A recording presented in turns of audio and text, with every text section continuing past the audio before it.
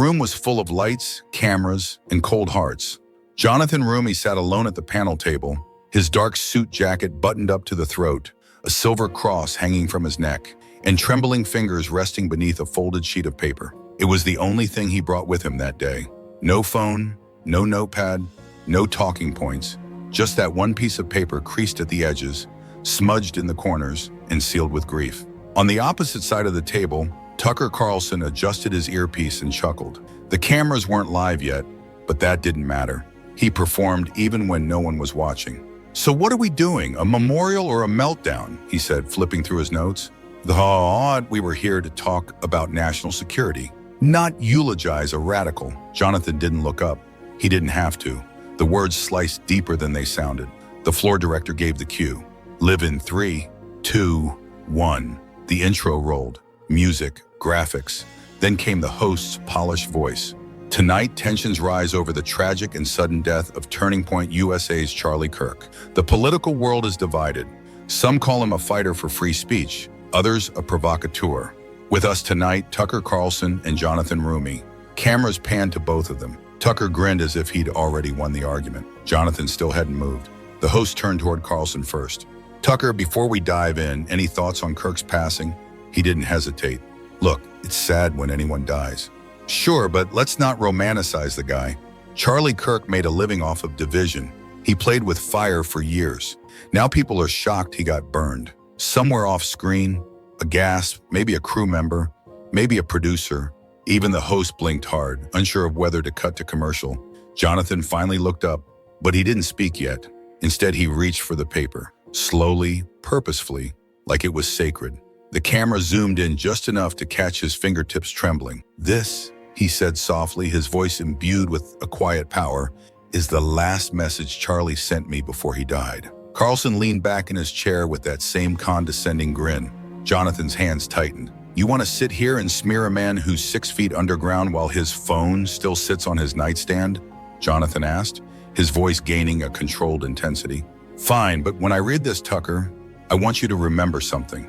You laughed at his death. You turned it into a punchline." Now the grin was gone. Carlson shifted in his chair, the light catching a twitch in his eye.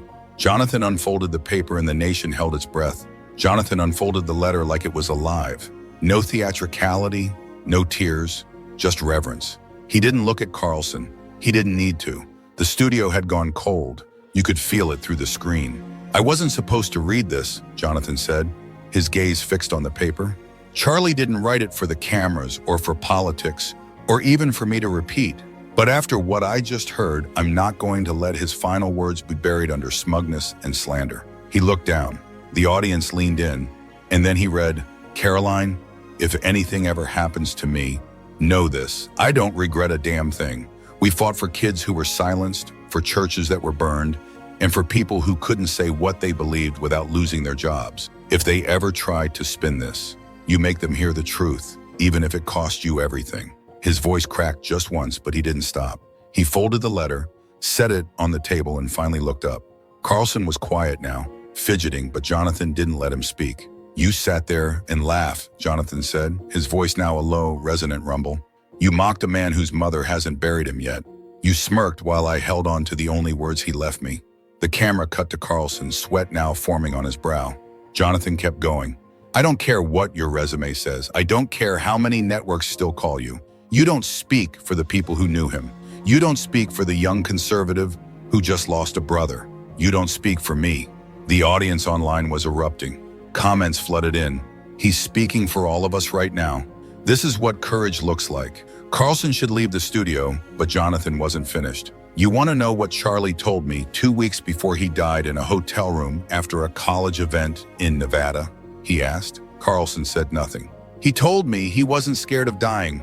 He was scared of dying while the truth stayed hidden, that someone like you would twist the narrative before the body was cold." That landed hard. Carlson finally raised a hand. "I think we should—" "No," Jonathan snapped. "You had your turn. Now it's mine." And the host, who had tried to cut in, let him speak because no one was reaching for the mute button now. Not when one man had just turned grief into fire and scorched every lie with it. The broadcast was still live. Ratings were climbing. Viewers across the country weren't just watching. They were screen recording, stitching clips, posting reactions. And just when some thought Jonathan had said it all, he reached down into a leather folder beside his chair and pulled out a USB drive. Carlson's expression twitched. He held it up. "This was Charlie's," he said. "He gave it to me after a campus event in late August. Told me to hold on to it. Told me it had receipts, things he wasn't ready to make public yet." Jonathan leaned toward the host. "You mind if we play it?" The host looked nervously toward the producers, then nodded once. The screen behind them lit up. A simple video. Charlie sitting on a bed in a modest hotel room, shirt sleeves rolled up, phone camera recording selfie style. If you're seeing this, something went wrong. And if Tucker Carlson is running his mouth on MSNBC, CNN, or that fake sympathy podcast circuit, roll this clip. Carlson's eyes widened. Charlie leaned closer to the camera in the video. "I know what they're going to say, that I was reckless, that I was divisive, that I brought it on myself. No, I asked hard questions. I dug into donors, ops, and the blacklist being built for kids on the right. The kind of things Tucker used to care about before he sold out and picked up a new script." Gasps echoed across the studio. Some producers froze. Jonathan didn't blink. "I warned you," he said. "He wasn't just a firebrand. He was meticulous, and he knew exactly who would try to dance on his grave." Carlson was visibly rattled now, hands clasped, knee bouncing, eyes darting. The host tried to interrupt. "We didn't vet this, so..." Jonathan cut him off. "No need to vet the truth. It's raw, it's real. And he put a date stamp on the file. Try spinning that." The comment section exploded again. "Tucker Carlson is done. He's torching him live. Charlie planned for this. That's loyalty." Carlson finally spoke. "This is slander," he said, voice cracking. "This is grief mixed with paranoia. I had nothing to do with..." "Nobody said you did," Jonathan snapped back. "But you spit on his name within 48 hours of his death. And now the world knows what he thought of you." Carlson tried to smile. It failed. "You can't cry on one network and mock him on another," Jonathan said, his voice clear and condemning. "You don't get to play both sides anymore. Charlie called it, and you just proved him right." The host went silent. Jonathan leaned back, calm now, poised. The camera didn't cut, because America was still listening, and the ghost of Charlie Kirk had just spoken louder than any live mic ever could. The moment Charlie's video ended, there was a thick, unsettled quiet across the studio. Carlson stared at the monitor like it had betrayed him. His once cocky posture sagged beneath the weight of a dead man's voice, a voice that now echoed louder than any pundit script. The host cleared his throat awkwardly. Thank you, Jonathan, for sharing that footage. Obviously, emotions are high-end." "No," Jonathan cut in, his voice cutting through the tension. "Emotions aren't the problem. Cowardice is." Carlson shifted in his seat. He tried to laugh it off, that forced, too smooth kind of laugh that politicians use when their poll numbers drop. "Come on, Jonathan," he said, trying to regain his footing. "We're having a serious discussion. Don't turn it into a circus." "A circus?" Jonathan repeated, leaning forward, his actor's control evident even in his anger. "You turned Charlie's death into a monologue. You called him dangerous, said he provoked his own fate. And now that the receipts are out, you want to shift tone and play victim." Carlson opened his mouth, but Jonathan didn't let him speak. "No, you don't get the mic back yet." He pulled out his phone, opened a bookmarked post, and read it aloud.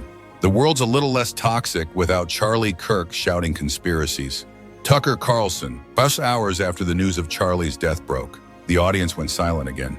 Even the control room went quiet. Producers were glued to the feed. Carlson held up his hands. "That tweet was taken out of..." "Out of what?" Jonathan snapped, his voice sharp. "Out of your bloodstream, because cruelty is in your DNA now." He pointed toward the camera. "America needs to know this isn't about politics. This is about a man, a friend, whose life was stolen. And while his family grieved, you went on a PR tour. You didn't even wait for the funeral." Carlson's composure crumbled. His eyes darted to the host, searching for rescue, but the host wasn't moving. The cameras weren't cutting. The comment section was a storm now. Hashtag Tucker exploding, hashtag justice for Charlie, had Tucker exposed, / Jonathan unfiltered. Carlson finally found words. "You're angry and I understand that, but don't pretend Charlie was innocent in all this. He stirred things up. That's what happens when you play with fire." Jonathan stood up, the mic clashing against his lapel. "No, Tucker. He played with truth, and truth scorches liars." Then he turned to the audience, eyes unwavering. Charlie knew they'd try to rewrite history the minute he was gone. That's why he left his words behind. So people like you wouldn't get the last say. Carlson looked up, stunned, speechless. And that's when it became clear. Jonathan wasn't just mourning a friend. He was defending a legacy, and he wasn't done yet. Carlson's smile was gone. His face looked like a chalk drawing left out in the rain, colorless, crumbling, undone. But Jonathan wasn't here for performance. He wasn't here to trade insults or score clout points. He was here for truth, and Carlson was cornered by it. You said he invited this, Jonathan continued, stepping closer to the table, his voice resonating with conviction. That Charlie's words were dangerous, that speaking out about the border, about faith, about children being trafficked, made him a threat. He let the word linger in the air like a disease. But you know what the real threat is? He pointed a finger directly at Carlson's chest. People like you. People who mock a man's death because it doesn't align with your narrative. The comment section exploded again. Screens across the country lit up with #shame on Tucker. Even liberal-leaning pages couldn't look away. What had begun as a typical talking head segment had now morphed into a national reckoning. Carlson tried to salvage his image. Jonathan, I never wished harm on Charlie. I was just pointing out.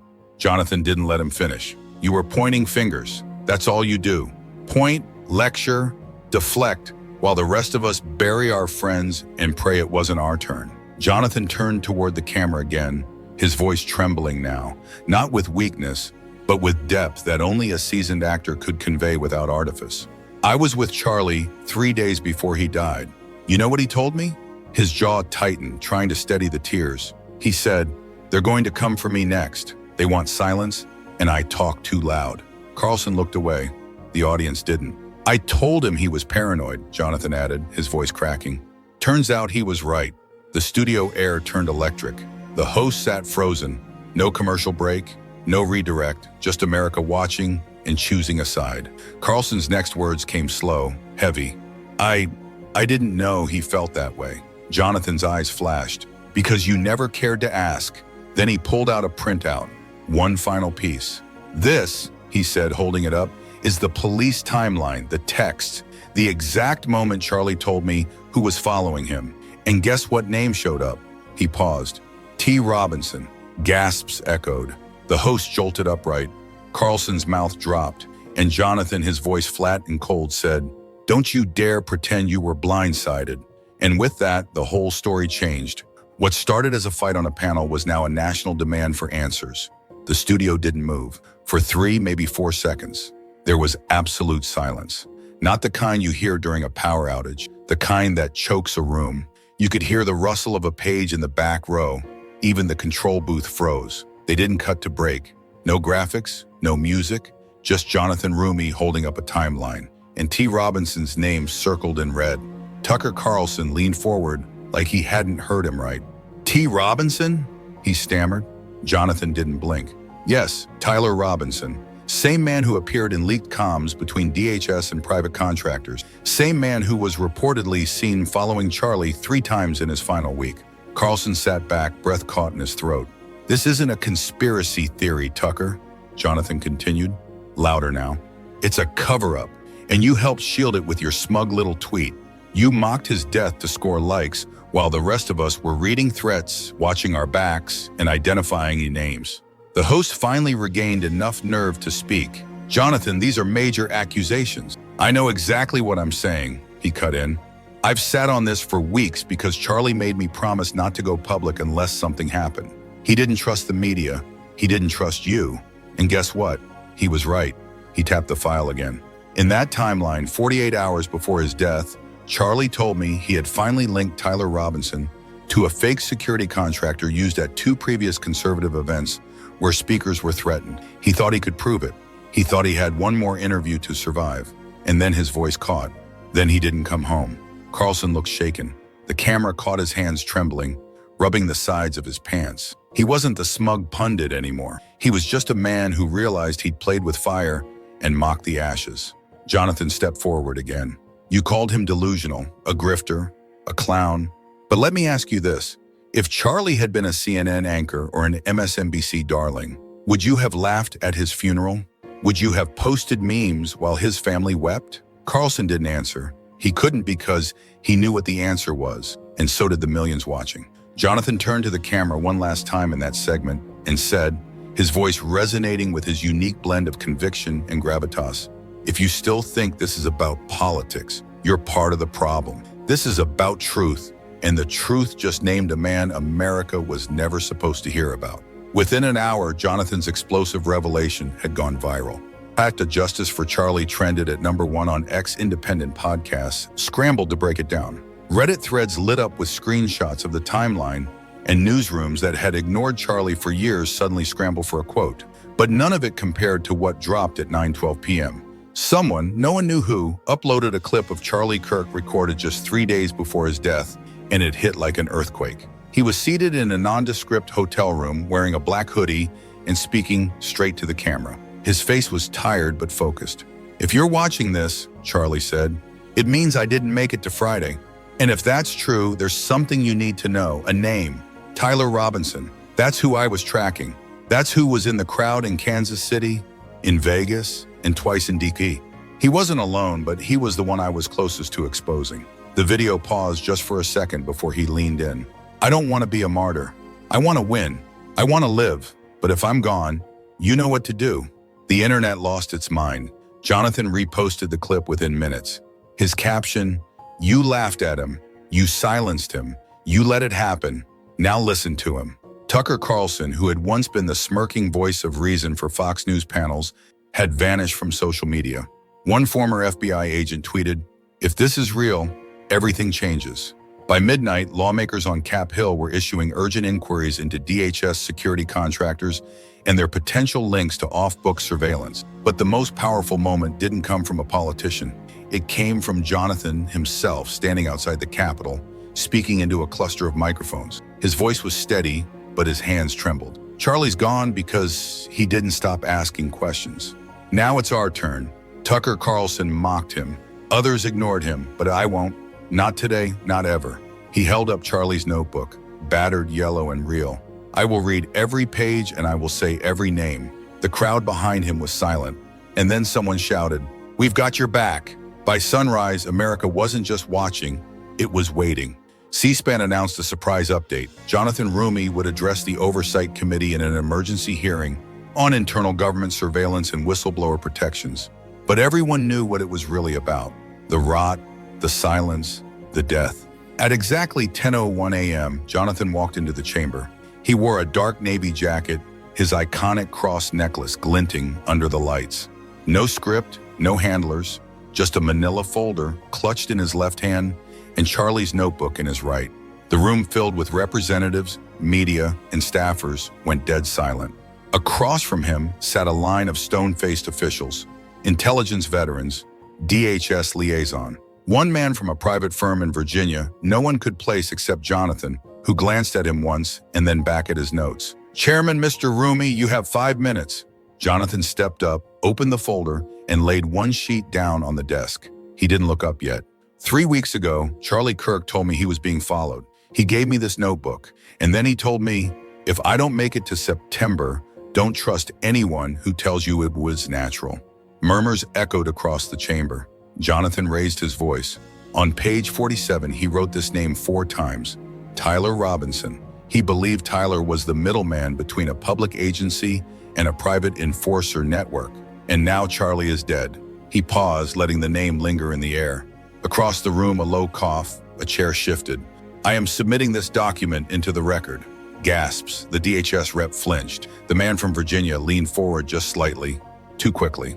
Jonathan didn't flinch. He turned the notebook around and read aloud. "Tyler, he wears a security badge, but he's not one of them. I followed him to a private terminal in Dallas. 1 bag, no manifest. He's connected to someone high up. If I disappear, it's him and whoever's protecting him."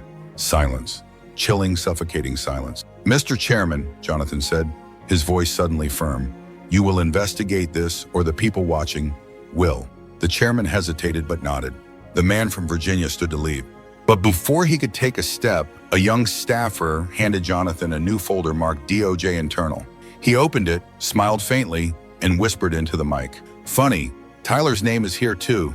Different case, same silence." America wasn't watching anymore. It was burning with questions, and Jonathan had just struck the match. The image of Jonathan holding up Charlie's notebook, his real handwritten words swept across the nation like wildfire. Clips flooded X, TikTok, YouTube. Hashtags exploded. Hashtag, who is Tyler? Justice? For Charlie, Jonathan knows. But the moment that shifted the ground wasn't in the Capitol. It was that night, 8:02 p.m. Eastern, when Jonathan stepped onto the set of a primetime Fox News interview with every camera lens trembling to catch what he'd say next. His eyes were puffy, his voice calm but frayed with truth. The host tried to start with, "We're sorry for your loss," but Jonathan raised a hand, silencing him without a word. "This isn't about my loss. This is about America's loss." He turned to the camera, his gaze direct. "Charlie Kirk is dead, and we are not going to bury this with him." Gasps echoed through the studio. He was tracked. He was followed. He knew it. And for months he tried to tell us. Not with fear, but with receipts. He gave me everything. Jonathan pulled out a copy of the travel manifest from Dallas International Airport, highlighted Tyler Robinson. No badge, no agency code, but listed under a diplomatic escort. Who the hell gave him that pass? Jonathan asked, his tone sharp enough to cut through armor. He laid out 3 names, initials only of those involved in what he called the cover web. One was from DOJ, one from a California-based intelligence contractor, and one had worked directly with the previous administration. They used Charlie as a test. Let's see what happens when someone too loud goes looking. The host was speechless. "Here's what's going to happen now," Jonathan said, leaning in his actor's training, giving his words immense impact. "Every page he gave me will go public. Every redacted name will be matched to its real counterpart. I don't care who shakes. I don't care who sues. If you protected Tyler, we're coming." His voice cracked just slightly, but he didn't pause. Charlie wasn't just a voice for the voiceless. He was the firewall. And now that they've taken him out, I'm here to finish what he started. Silence, then a single clap from the control room, then the floor crew, then the audience, then America. Justice for Charlie trended globally. News anchors flipped scripts live on air. Even liberal outlets began asking, why did Jonathan know more than the FBI? The pressure wasn't building anymore. It was detonating. The sanctuary was packed. Thousands stood shoulder to shoulder, not just in mourning, but in anticipation. The pews were filled with young conservatives, disillusioned independents, grieving parents, hardened veterans, and even a few reluctant reporters who couldn't believe what they were witnessing. Outside, a sea of American flags and handwritten signs rippled in the wind. Justice for Charlie. Tyler must answer. We're not afraid to ask. Jonathan Roumie stood at the altar of the massive church, a simple wooden casket behind him, draped not just in a flag, but in truth. His voice, clear and resonant, echoed through the room, calm, firm, and raw. Charlie Kirk wasn't perfect. He never claimed to be, but he was unshakably loyal to the truth, and that got him killed. A chill swept through the crowd. He sent me his last text 2 hours before he died. He said, if anything happens, it wasn't random. Go public. Tell them everything. Jonathan turned, placed one hand gently on the casket. I kept my promise. Then he faced the nation. Tyler Robinson isn't a ghost. He's real. He's named. And now he's exposed. Gasps. Phones came out. Live streams surged. This wasn't a lone act. This wasn't some tragic accident. It was a message sent to every patriot who dares to speak up. But here's the part they miscalculated. He walked forward, locking eyes with the cameras broadcasting across the globe. We're not scared. We're furious. And we're done being quiet. Thunderous applause erupted not just in the church, but across the internet. The comment sections exploded with rage, grief, and calls to action. To those in Washington who let this happen, who knew and said nothing, we're coming. Not with violence, not with chaos, but with facts, with documents, with Charlie's truth, and with the American people at our backs. He took a breath. His voice cracked. His next words weren't scripted. You may have ended his life, but you ignited a movement. Charlie's voice lives on in me, in you, and in everyone who refuses to be silenced. The room stood in silence. Then applause like thunder. Roars, cheers, people crying, people standing. And then Jonathan stepped down from the altar, leaving behind a microphone, a nation awakened, and one message ringing louder than any conspiracy. You tried to bury him. Instead, you planted something unstoppable. Tonight, you heard more than a story. You witnessed the silence being shattered. Charlie Kirk wasn't a symbol. He was a son, a brother, a friend, a fighter. and they tried to make him disappear. But here's the truth they couldn't bury. Charlie knew, and now so do you. Don't let this fade away. Share it, speak it, scream it if you have to, because if we stay silent now, they win. Say his name, say Charlie's name, and remember the promise I made at his casket. You tried to end his voice, but you just handed us the microphone. What a jaw-dropping moment we just witnessed. Jonathan Roumie didn't just honor Charlie Kirk's memory, he exposed the truth for the world to see. The fight for the truth doesn't end here. If you believe in standing up against lies, make sure to hit that subscribe button and join us on this journey. Let's keep the truth alive. Share this video and don't let the silence win. We'll be back with more revelations that can't be ignored.